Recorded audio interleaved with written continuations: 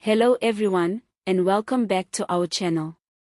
Today, we are unpacking a diplomatic development that could either reset South Africa-US relations or plunge them into further controversy. President Cyril Ramaphosa is preparing for a high-stakes meeting with none other than US President Donald Trump in Washington, and the stakes couldn't be higher. Political observers are warning that this meeting might not be smooth sailing, especially in light of Trump's unpredictable style and the already tense relationship between the two nations. Let's start with why this meeting matters. South Africa and the United States have shared a long, complex, and often strategic diplomatic relationship. But in recent years, especially under Trump's second presidency, things have grown frosty.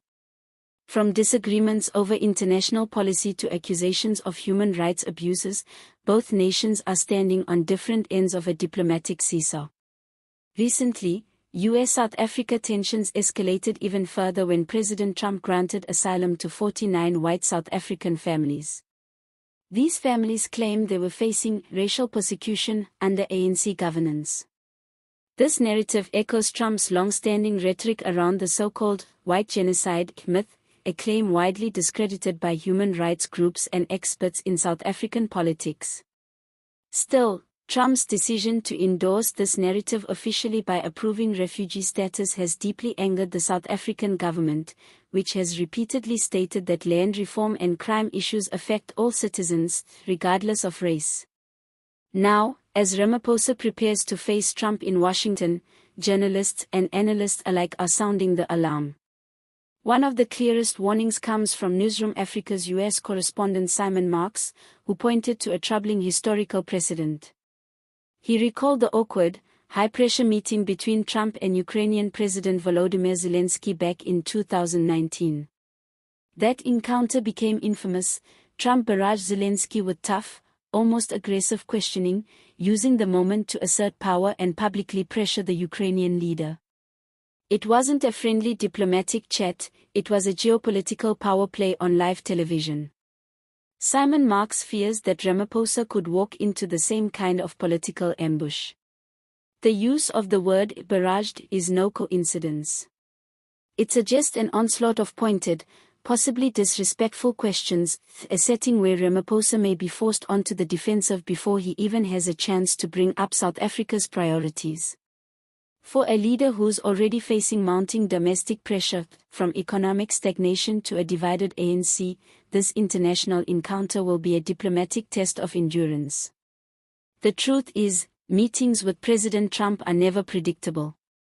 Known for his erratic style, public posturing, and disdain for traditional diplomatic etiquette, Trump tends to use international meetings as platforms to dominate or embarrass foreign leaders. His America First agenda often takes center stage, and he's not shy about expressing dissatisfaction even if it means undermining allies. For Ramaphosa, the challenge will be maintaining composure, defending South Africa's sovereignty, and avoiding the trap of reactive diplomacy. But why would Ramaphosa risk such a potentially volatile meeting? The answer lies in economic necessity and geopolitical strategy. South Africa is battling crippling levels of unemployment, rising debt, and stagnant growth. Trade relations with the United States are vital. The African Growth and Opportunity Act, AGOA, which allows duty-free exports to the US, is up for review. If Trump decides to pull the plug on AGOA access for South Africa, perhaps as punishment for South Africa's ICJ case against Israel or its non-alignment in the Russia-Ukraine war, the economic consequences could be severe.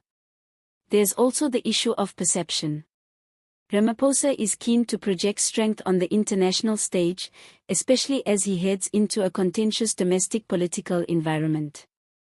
With the 2026 local elections looming and trust in the ANC at historic lows, he needs to show South Africans, and the world, that he can defend the country's interests, even in the face of a superpower. But make no mistake, this won't be a simple diplomatic handshake. The Trump administration has already slashed foreign aid to South Africa, citing what it calls the anti-Western agenda of the ANC-led government.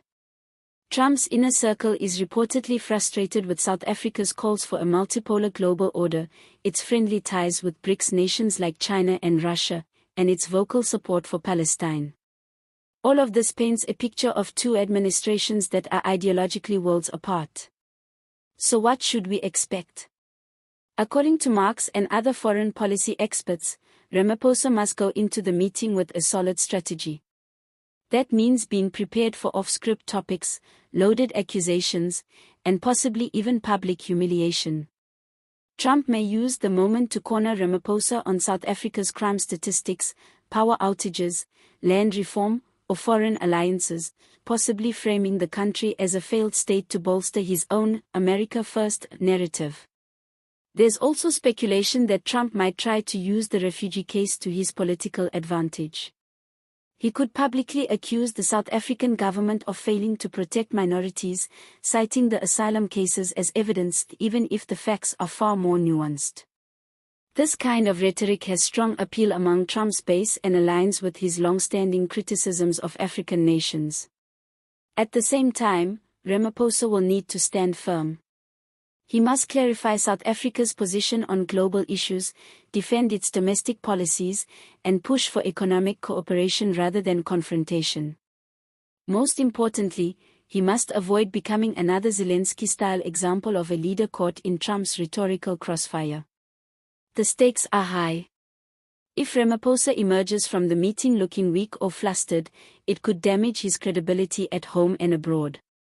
But if he holds his own, defends South Africa's dignity, and walks away with a few diplomatic wins, such as renewed trade commitments or policy agreements, it could be a powerful moment of statesmanship. So as we count down to this major international meeting, the question remains, will President Ramaphosa rise to the challenge, or will Trump once again dominate the narrative? Let us know what you think in the comments below. Will this meeting reset relations or deepen the divide? Do you believe Ramaphosa can handle the pressure of Trump's aggressive style? If you found this analysis informative, please don't forget to like this video, subscribe to our channel, and hit that notification bell so you never miss a political breakdown.